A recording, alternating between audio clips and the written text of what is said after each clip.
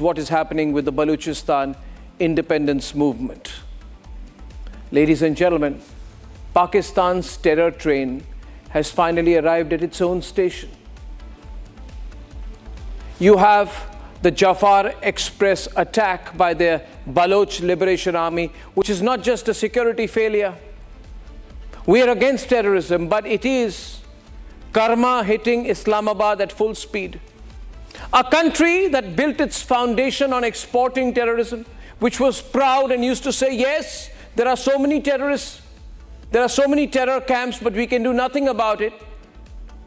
That same Pakistan is now choking on its own poison, choking on its own recipe, and dying from it. For decades, Pakistan has treated Balochistan very badly, like a colony, pillaging resources, silencing voices, and disappearing its own citizens.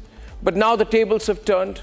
The Baloch are fighting back, and the Baloch Liberation Army is striking with precision, seizing control of this train, taking hostages, terrorizing Pakistan and eliminating Pakistan military personnel, even taking them hostage. And yet, Pakistan acts surprised. What did they expect?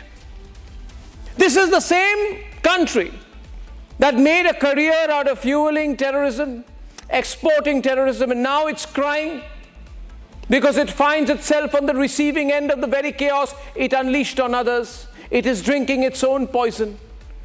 Ladies and gentlemen, Balochistan has been a war zone for years, where the state of Pakistan wages a relentless and cruel campaign against Balochis. Over 3,000 enforced disappearances, entire communities erased under military boots, pillaging, rape and murder, and an economy built on Baloch blood, schools burned, voices silenced, and any demand for basic rights met with cruel military crackdowns. What did Islamabad expect? That the oppressed would remain silent forever, that there will never be any independence, that their land will be stripped for gas and minerals, and in return they will get no roads, no jobs, and no future. But oppression has a limit. And this is the beginning of the independence of Balochistan and the end of Pakistan. The Baloch insurgency is growing stronger. The economy is tanking, and Pakistan has no allies. Everyone is wary of its sinking ship. The economy is in free fall. Terrorist groups it once nurtured are out of control. And in the Pakistan Assembly, they're all talking about the independence, the imminent and very, very, very likely independence of Balochistan. When the people rise against tyranny, it's a one-way road.